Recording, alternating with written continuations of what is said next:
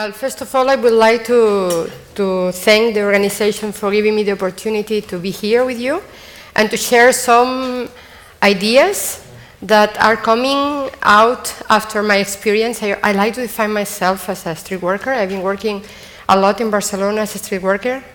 I started in the 80s, 83, something like that. But then, in a point, I decided to join the university to try to change some of the things from inside. That is not so easy, but we are trying.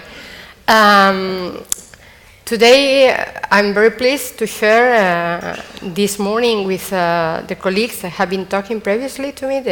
I think they had very good presentations, very interesting, very inspiring.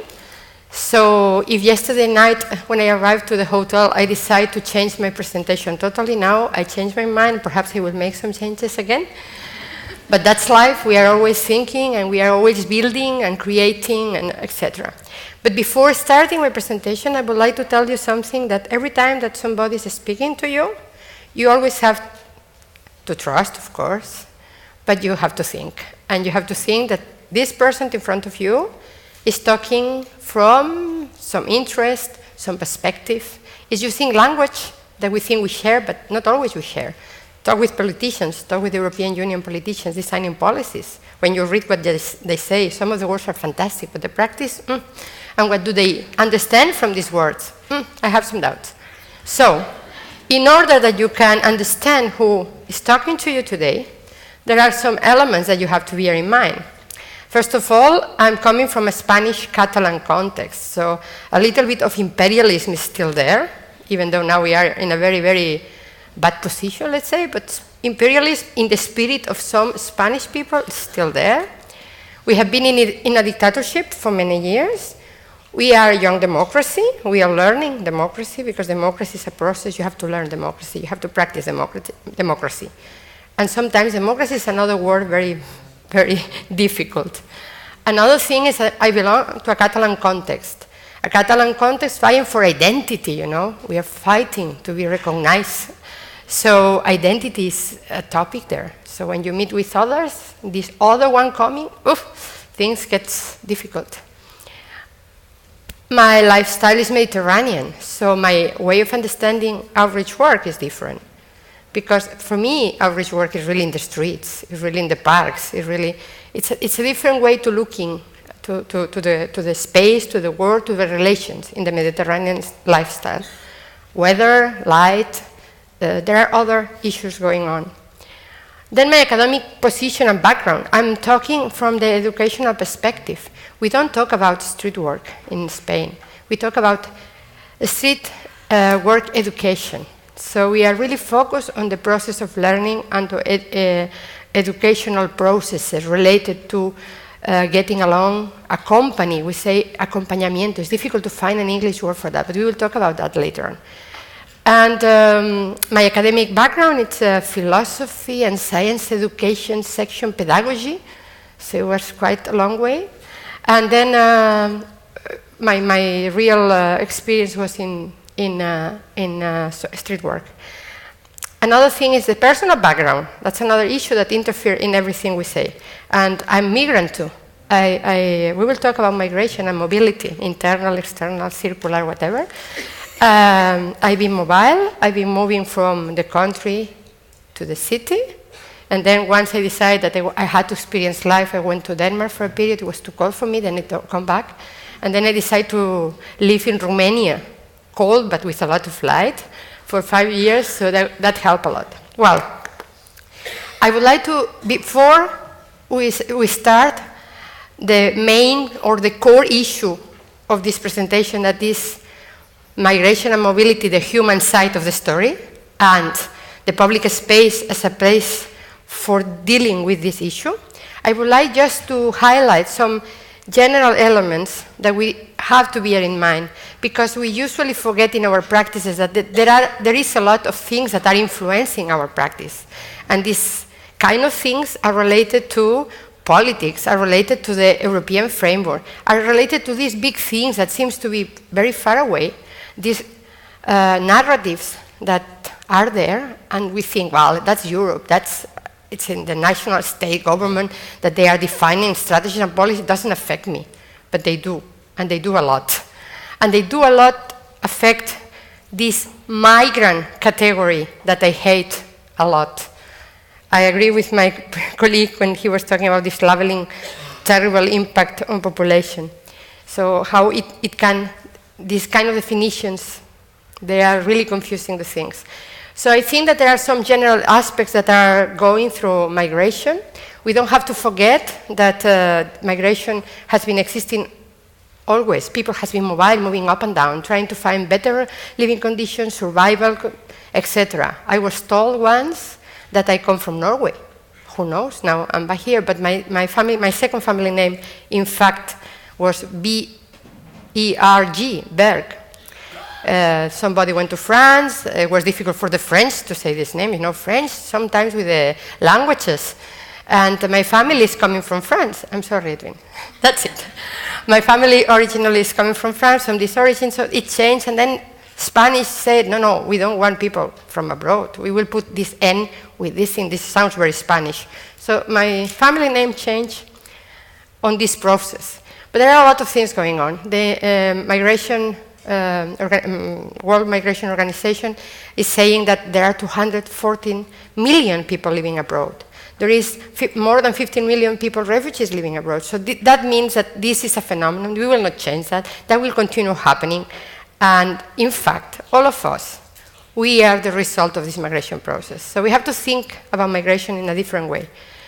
There are a lot of changes in our society that are, let's say, pushing up a little bit this migration process. And they are influencing how migration are there. And they are pushing people to make the decision of migrate. There are several reasons. Probably the reasons in the end are an interplay of things. If we ask families, we have done a lot of research on families' life trajectories to understand the processes. And it's very interesting because it's not one thing, it's a combination of a lot of things. But it's true that the demographic change is one of the issues that is behind. I'm not going to go into them on detail because some of them have been, Walter Lawrence talked about demographic changes. I mean, today we had a lot of information from the first speaker, so we had a lot of interest, a lot of things. But it's true that the demographic change is important because, in fact, the decline of the working age population is estimated that will decline in 20 million people. We will have 20 million people less between 2010 and 2030 that will be able to be in the period of working. So that means that there is a lot of things in the economy that will need to change. The birth rate is decreasing. There is a higher level of expenditure or higher level of life expectancy. That means that taxes payment will be, so that will affect the distribution of money for social policy. So there is a lot of things. Another element that is very important is this global economy. This global economy that is making our world change very fast and is making policies change very fast because a lot of our policies are market-driven. And that means that less and less we will have a space for the social and human aspects of the human development. So this market is deciding that we need people, so we bring people, we invite people. And in this invitation, there is a lot of tricks going on behind the scene. We invite people from specific countries. We invite specific workers. There is a lot of pressure right now to invite high-skilled workers. So that related to brain drain in some countries. So that will be more difficulties in these countries that we are having this high-skilled labor force. So there is a lot of changes. Another thing that is very important and it's causing migration is, and I think we had a brilliant speech from Mrs. Speaker when she was talking about the distribution, inequalities. The distribution of wealth is one of the motors of these migration processes. And we will go back to it because I think it's very interesting that we will start thinking about this redistribution of wealth, opportunities, and resources.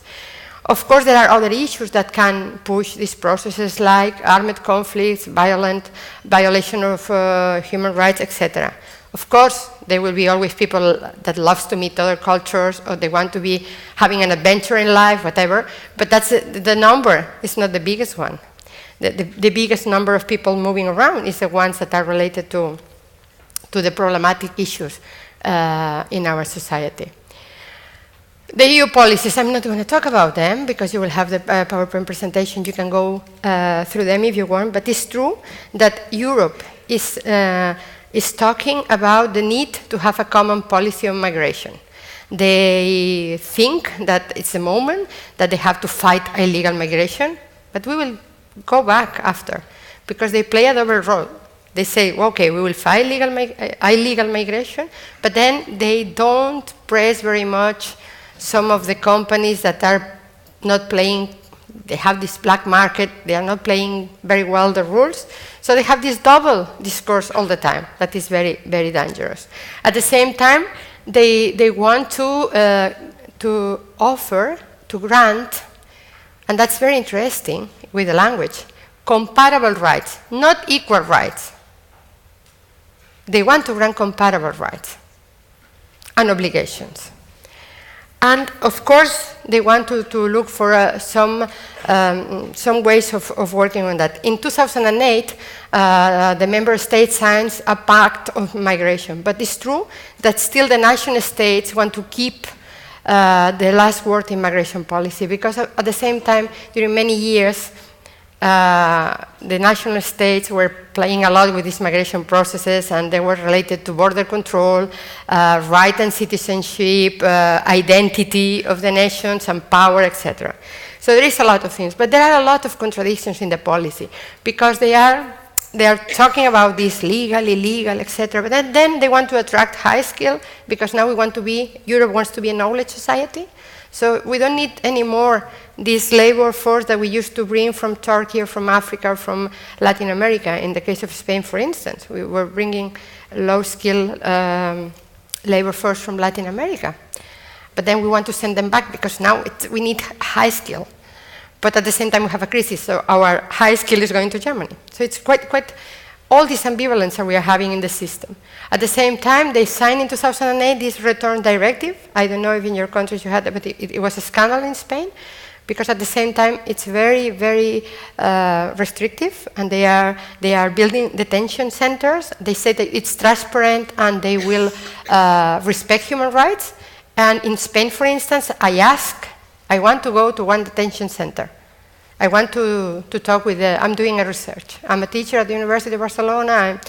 No way, no press, no research, nothing. Transparency, you can answer the question. Human rights respect, up to you to think about it. But this is what we are doing. And then we have the blue card directive. So we will have a blue card because if you are a researcher and you want to move, let's facilitate your work. It doesn't matter if you are from Congo, from China, or from France. So in the case of France, you don't need the blue card. But I mean, it doesn't matter where you're coming from.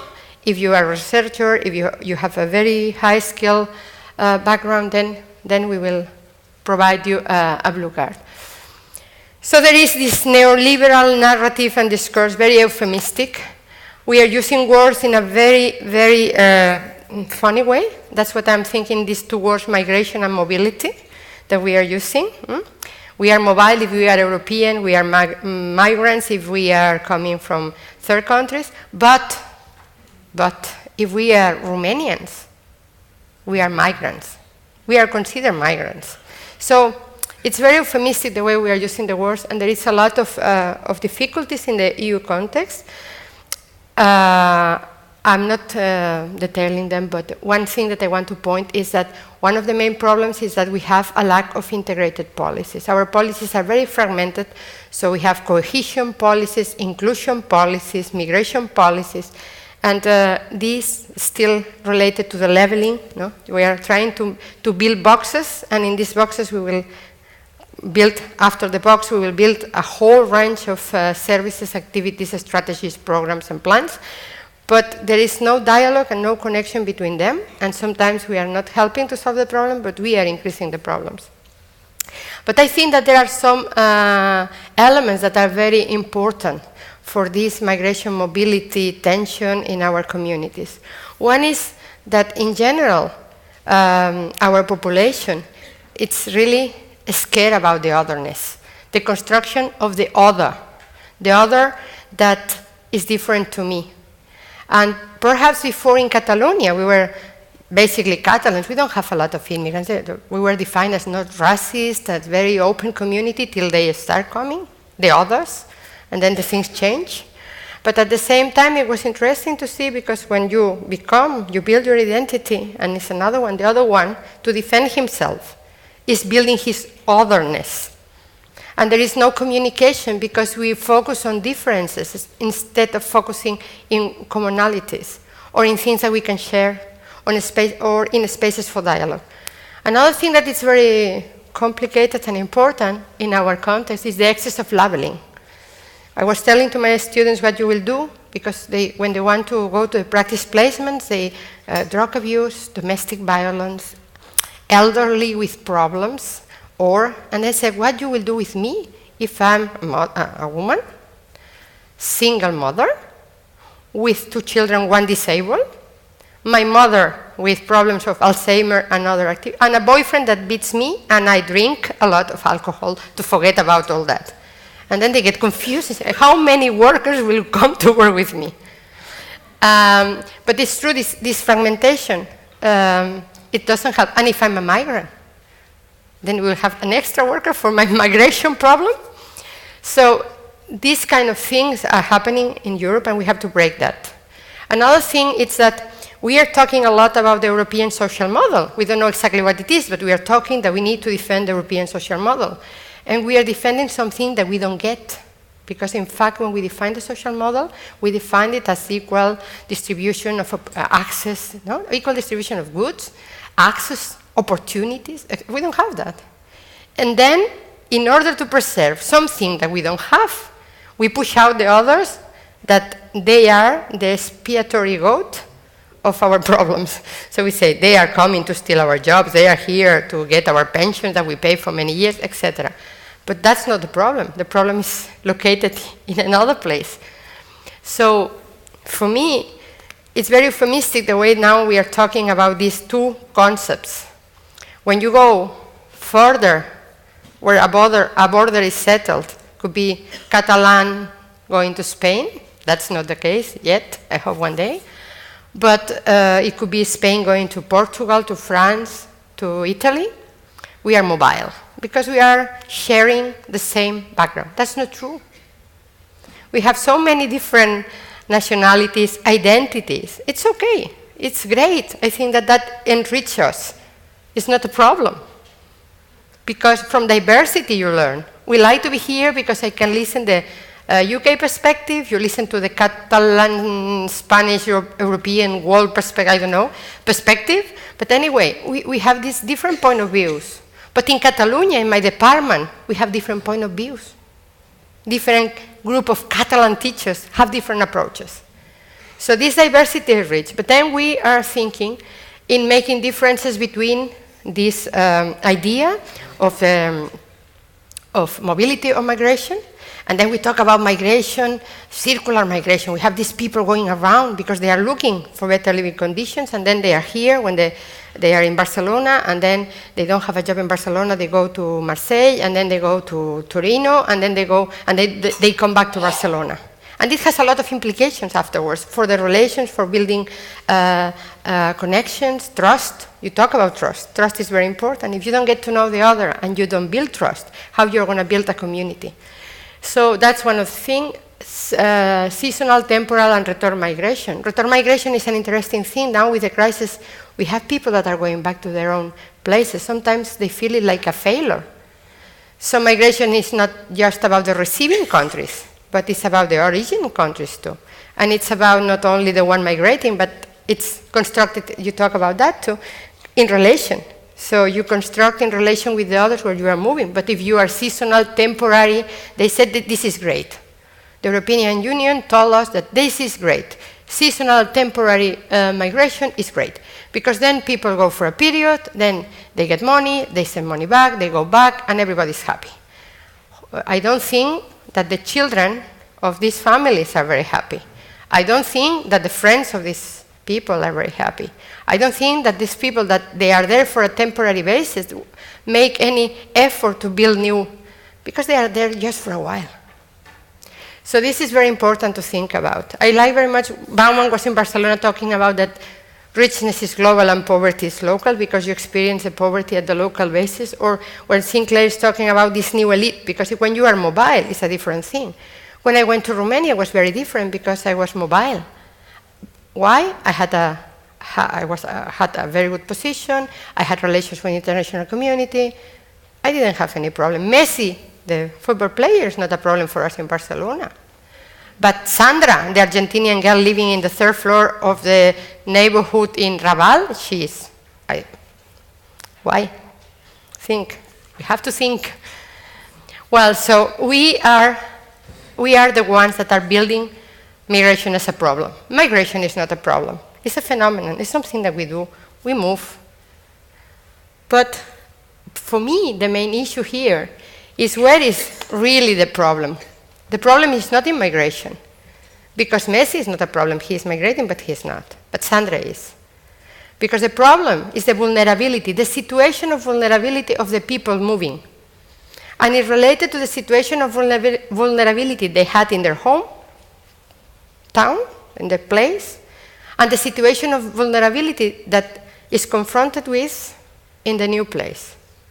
And basically, we have seen from experience and from our research that there are some sensitive neighborhoods where there is more concentration of immigrants, because are the ones with worse conditions, so people with less possibilities and less access are going there. And there is a lot to be said on this topic, because you can see, for instance, Raval, the center of Barcelona, used to be a place, and it's a place of lots of migration, migrant people from many different cultures. Barceloneta was too. What happened in Barceloneta? Barceloneta is near the seaside. They reconstructed the area, and they tried to kick out the immigrants to sell the apartments to the mobile British, Danish, French, Italian, with money that come along, to spend summer, to buy a lot of pensionists. We have a lot of Norwegian, Swedish, Danish, German that are buying houses in Spain, because then they spend winter, and with their pension that is higher, they can live better because it's cheaper to be there. So there is a lot of euphemisms, and it's true that we are building a category, and the category is related to situations of vulnerability that if we don't take in account, because at the same time, we see the problems in this neighborhood. Why? Because the people coming has a situation of vulnerability, and they are in a neighborhood that is a sensitive neighborhood, where is another people that is living in situation of vulnerability. And then we have convinced these people that they have to compete. So they have to compete for jobs, for social aid. I don't know if it happened to you, but we have heard many times, you give help because he's from Morocco, but you don't give me money for buying the books because I'm from here and you are. That's not the case, but there are not so many money, so some people cannot access to the money. And now with the shortcuts, it's even worse. So for me, there is a shared responsibility. There is a shared responsibility. Our society is creating inequalities. There is a lot of double narratives where we are talking about illegality. Some of these temporary migrants, some of them are related to mafias. Some of these people that are getting around, sometimes they have this. We have this kind of people that are migrating in steps. They migrate in their own countries, from the countryside to the cities. In the cities, they try to make money, and then they try to get to a better place to live, and then they get engaged in mafia. So there is a lot of things, and we know about that, but we are not acting. So we still keep the system going on, because somehow companies are very happy that they can have some cheap workers. So there is a double moral in all the things related to migration. The policies in our countries are not helping, because we are afraid, politicians are afraid. They are not sure. For me, what is interesting in all that is the other side of the story. Because we always talk about migration, about economical issues, about political issues. But there is a lot of things that are related to the process of migration that we don't consider. And I think that that's very important when we have to work with migrants. And that's related to the process of migration of these people. I think we need to be aware that the people that is migrating is making a decision. Sometimes they have target countries because they play a role, an active role in this decision-making process that are helping them to develop lots of competences that we forget. Because when we see a migrant, we see the gaps and we see problems. We don't see potentialities, we don't see the strengths, we don't see the capacities. We focus on the problems. Another thing is that these people migrating is coming with a lot of expectations. That means when they arrive and they cannot fulfill the expectations they had, there is a big frustration behind it. Because they expected more that they can get many times. And this is one of the issues that we confront a lot. They expect, because they see in television now with internet, etc., they see this wealth society. We push a lot with this consumist society. So they come with the intention. I remember one of the Moroccan girls we interviewed, that he was coming to Barcelona under a truck, and 3 times. 16-year-old boy, with the brother 14, and they wanted to work. And we tried to explain him. He cannot work because here it's illegal to work till you don't become 16, so your brother cannot work. So let's try to see, no, we come here to work. We want to buy a moto. And then they were making pictures of both of them in front of a moto to send it home, saying that they will buy this moto. So they create an imaginarium of how this life will be. And they made a whole process. They went from a village to Fez, from Fez to Tetuan, and then they had to pass through very difficult. So it was a very long journey, very difficult to, and they don't want to go back. This guy was sent back, and he came back 3 times. So he had a project, and he had dreams and desires. And it was a long thing because it was not something that suddenly one day he get up and say, I go to Spain. He talked with the family, because in Morocco, he has been working since he was 10, so it was obvious, you go there, you will have a better opportunity. So they make a whole film story. They build a story on how the things will be, but the things are not like that. And then there are a lot of tensions, grief, pain in the life of the people. And then there are a lot of implications. They have to make decisions. I will go alone, I will bring my children, what I will do, how I will handle that, how it will be if I go with my children. Perhaps I keep the children there is a fracture. Some parents told us in the interviews, I didn't dare to tell my children. So one day they get up and I was not there. This is terrible. And I don't know when I will be able to come back because I don't have the money. And I don't know when I will invite him to come or if it will be possible. Although says, when I was living in the bus, the child ran after me because the grandmother told your mother or your daddy or your parents are leaving. This is really hard stories that are building a lot of things. And this is a lot of empowerment and disempowerment stories in the life process of these people. That's another issue. Then again, they arrive to the place. And there again, they have to learn how to interact with others, where to meet others, this tension in the relations. And then reading from the glasses they are bringing with them. I'm not sure if they have or not a backpack, but for sure they carry a story. And this story plays sometimes in favor, sometimes not, in this new way of establishing relations. And it's very difficult. That depends how much they have the vulnerability, previous vulnerability, if they were more educated or less educated. But the problem is, and that's something that was told this morning too, that we are very stressed when we are judged by others. Migrants are judged all the time. And they are stressed because of vulnerability situation, sometimes income problems related to this movement. And then they are judged all the time. And they don't know the others, they don't know how to behave, etc. It's very interesting in Barcelona, in a neighborhood with a lot of problems, it was softened the situation by a very simple thing. they organized, the street workers, and some associations decided to get together, and then they organized the soup festival. Because we discovered that in all the countries, there are soups. Everybody cooks a soup. Different soups. And that was very interesting. So they started this soup festival. I think now is the 10, 12 years that we are doing the soup festival. And it was very interesting because everybody joined with their soup. So they didn't talk about other things that how do you make, how do you prepare, and why do you prepare. And it was very interesting because it was a lot of commonalities in these soups, using spices. It could be more spicy or less, but there will be things that you can share. And then every year they do the soup festival. They meet, that gather people together around a table to eat. That's very easy. And fluently people start talking. Mothers start talking. They start exchanging recipes. So it was very interesting, the whole process related to this, getting to know the other one. And it was interesting because one mother said to me, an Indian woman, came and said, do you know, I discovered that a friend is somebody that I haven't met yet. And that was very interesting to think about this sentence. But there is a lot of things going on in the people that are moving around. But of course, we always talk about the migrants, but what about us? I mean, we have our share on this story. And this story is related that we are afraid, society is afraid of pluralism. And that's against democracy. Democracy is about pluralism and diversity. But we are afraid.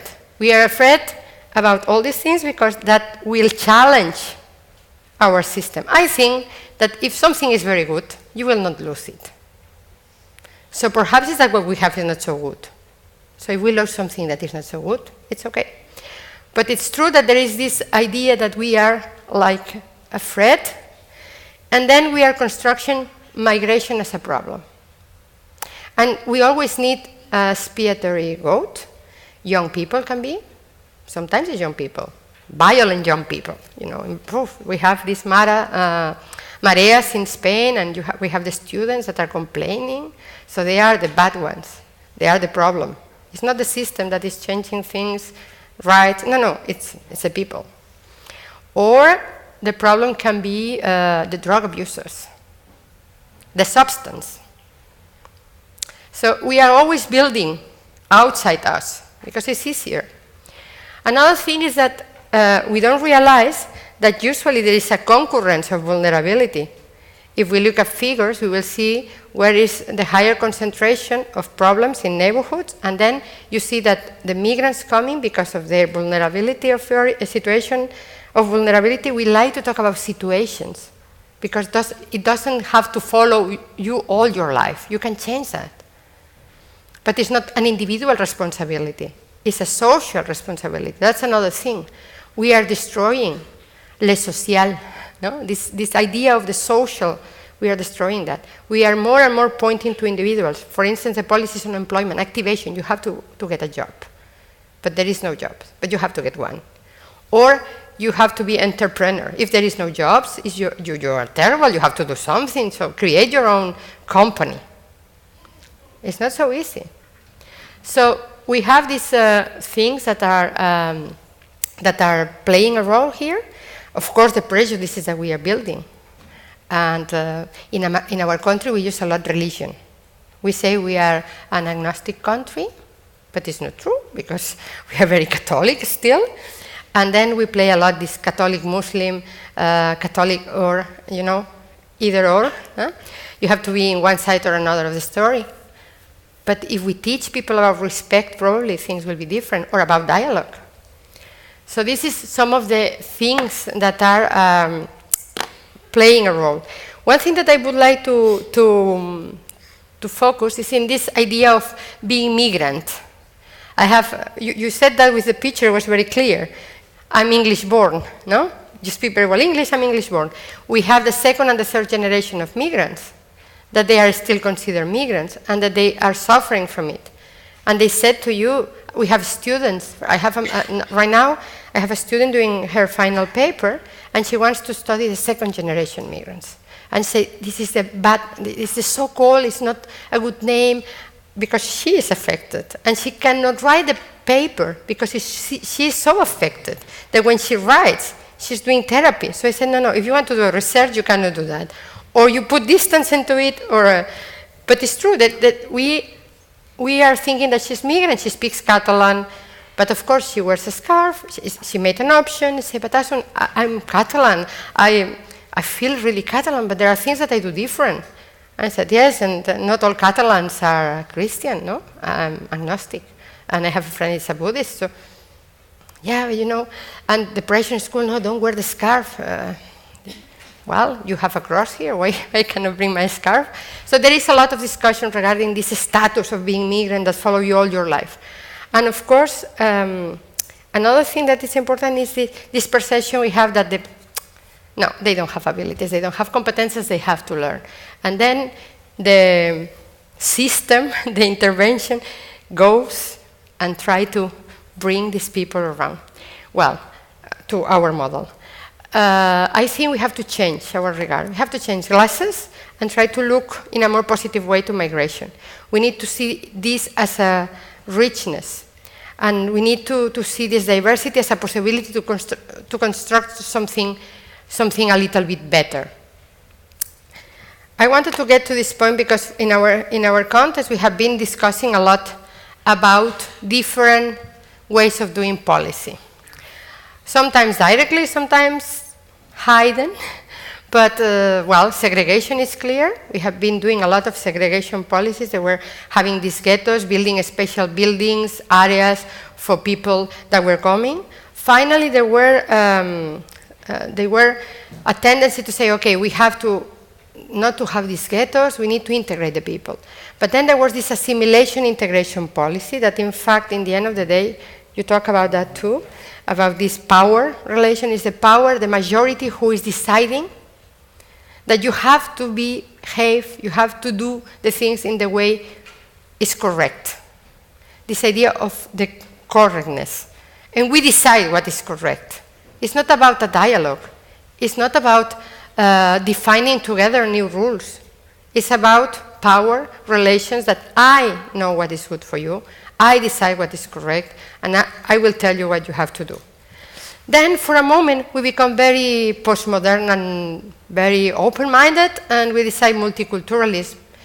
It was a step forward. And somehow it was, because it was more about respect and about coexistence. Coexistence with the idea of peaceful way of living together.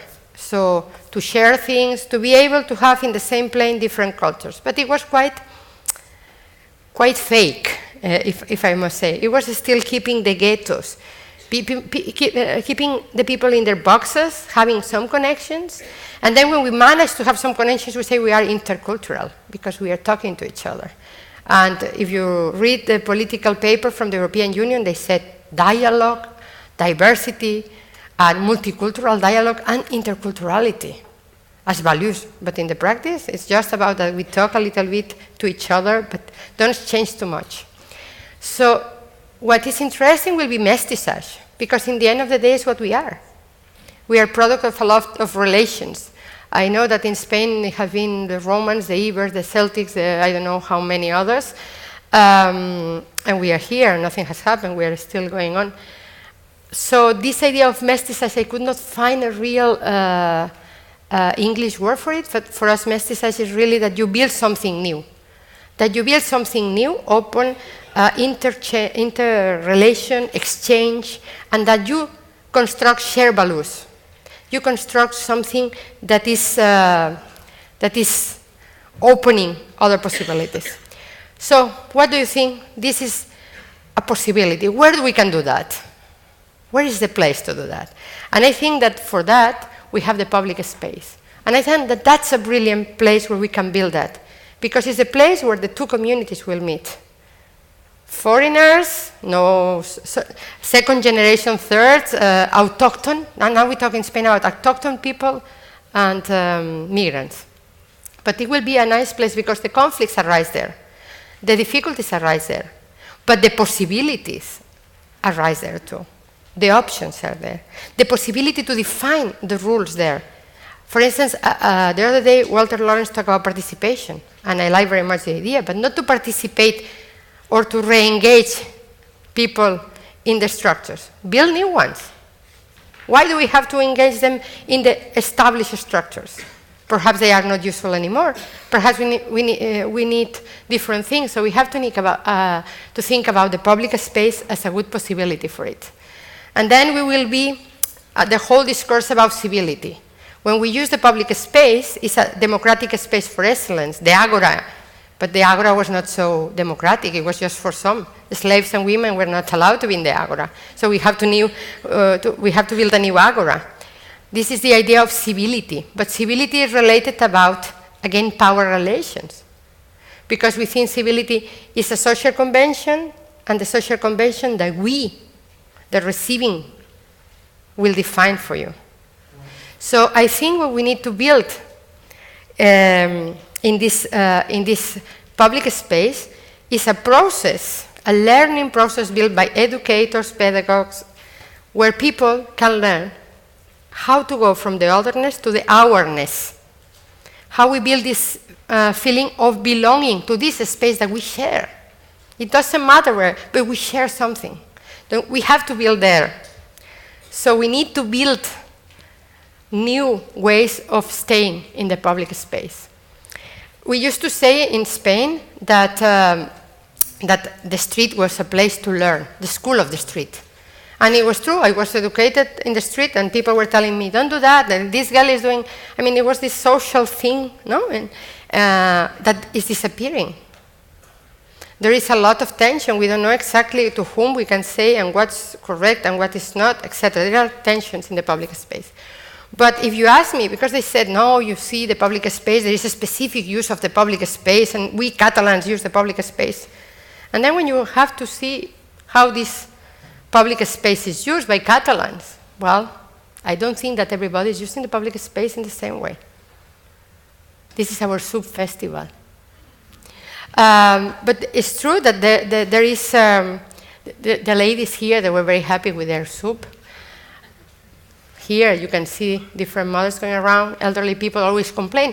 That's another thing. They complain about young people using the space because they don't use the space properly.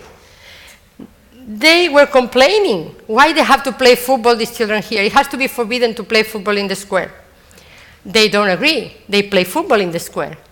So the use of public space is something that needs to be, I think it's a perfect place for negotiation, for dialogue, for meeting, for redefining, to get to know the others. And then you realize that perhaps you disagree with young people using the square.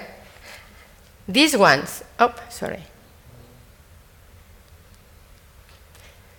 these ones here, they agree with the Pakistani community, and they get together to complain about the football players.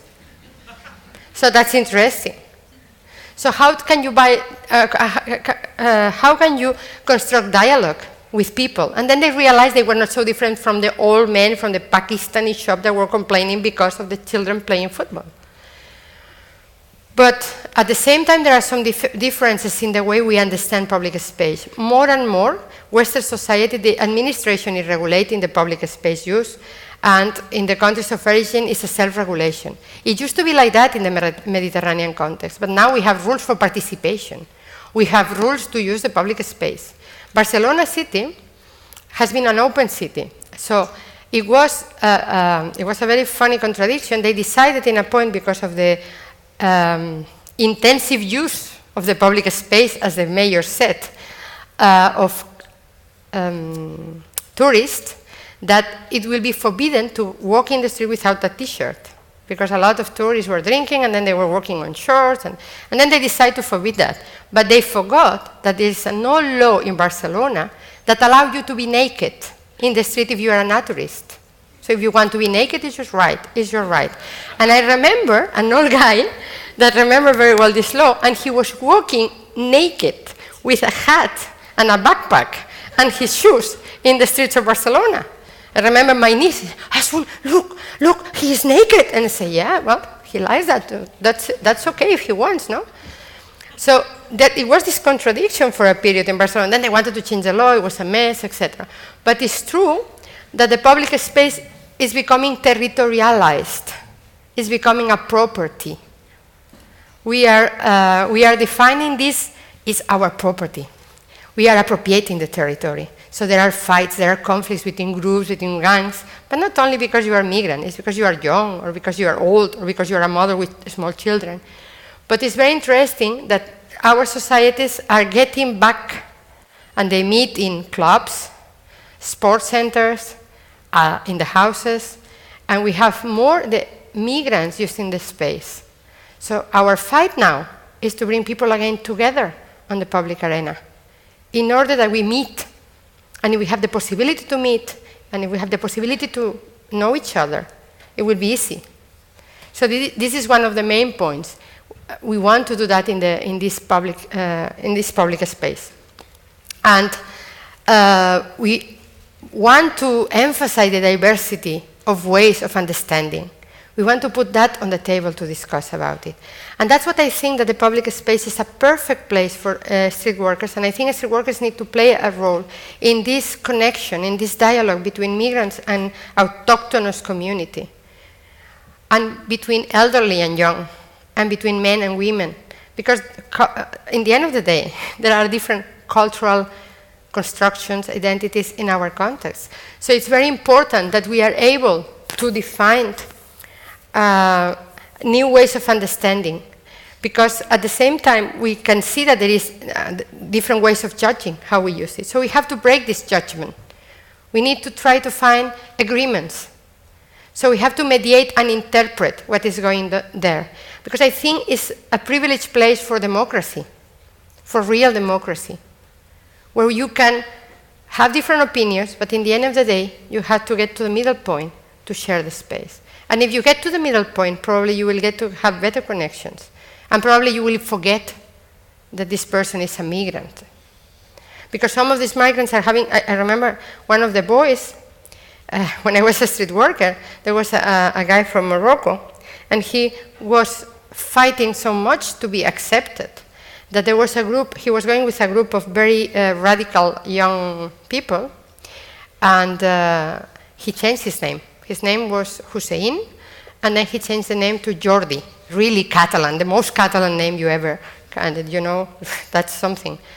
And I always ask, but why do you change your name? He said, because I'm Catalan. I want to be Catalan. Okay, you want to be Catalan. And one day, we were sitting in a place, and the boys start running, and I asked what's going on, and say, no, they want to beat some Moroccans. And Jordi was going to beat these Moroccans, and these Moroccans, one was his cousin, and with whom he had a very good relationship. And then I took him and said, where are you going? Come here. What are you doing? And then he said, I'm going with them, but what are you going to do with them? And then we were talking about it, and then he started reflecting on that, and then he said, but not just because you are Moroccan, but why do you want to hit somebody? And then I tried to talk to the others, and we had a very interesting talk about this perception. But the others didn't see Hussein Jordi as a Moroccan anymore, because he has been totally integrated. The price was very high, but there was dysfunction because they meet, they do activities together, they get to know each other, so they totally forget about this. So perhaps if they look to the other ones in the corner in another way with other glasses, having more relation, places to contact, it will be different. So I think it's very important that we support these people.